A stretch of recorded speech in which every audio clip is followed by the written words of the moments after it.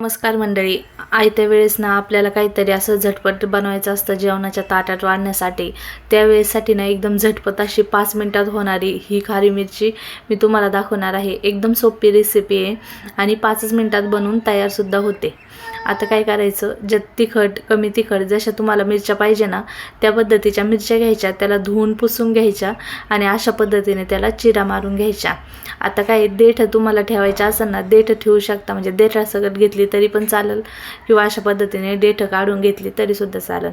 अशा पद्धतीने त्याचं पोट फोडून घ्यायचं, म्हणजे काय मिरच्या आतपर्यंत छान मीठ लागलं जातं, अंगावर सुद्धा उडत नाही भाजताना आणि खाण्यासाठी चव पण एकदम भन्नाट लागते.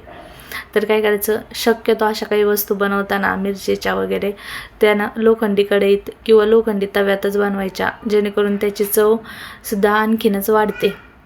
कढई गरम करून घ्यायची. आता संपूर्ण मिरच्या त्याच्यामध्ये घालून घ्यायच्या आणि आता मिरच्या आहेत ना आपल्याला छान अशा भाजून घ्यायच्यात. बघा, डाग पडेस्तोवर मिरच्या भाजायच्या. लक्षात ठेवा, अंगावर उडण्याची शक्यता असते, त्यामुळे काळजीपूर्वक आपल्याला ह्या मिरच्या भाजून घ्यायच्यात. तर अशा पद्धतीने दाबून चमच्याच्या साहाय्याने ह्या मिरच्या डाग पडेस्तोवर भाजत आल्या की लगेचच त्याच्यामध्ये अर्धा चमचा तेल घालायचे.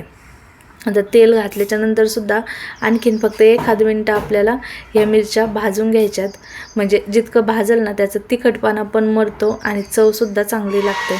आता ह्याच्यामध्ये आपल्याला मीठ घालून घ्यायचे. मीठ घालताना बघा थोडंसं जास्त मीठ घालायचं. अशा मिरचीच्या रेसिपी असतात ना त्याच्यामध्ये थोडं मीठ जास्त घालायचं, म्हणजे काय होतं मिरचीचा जो तिखटपणा मरतो आणि चवसुद्धा जास्त चांगली लागते.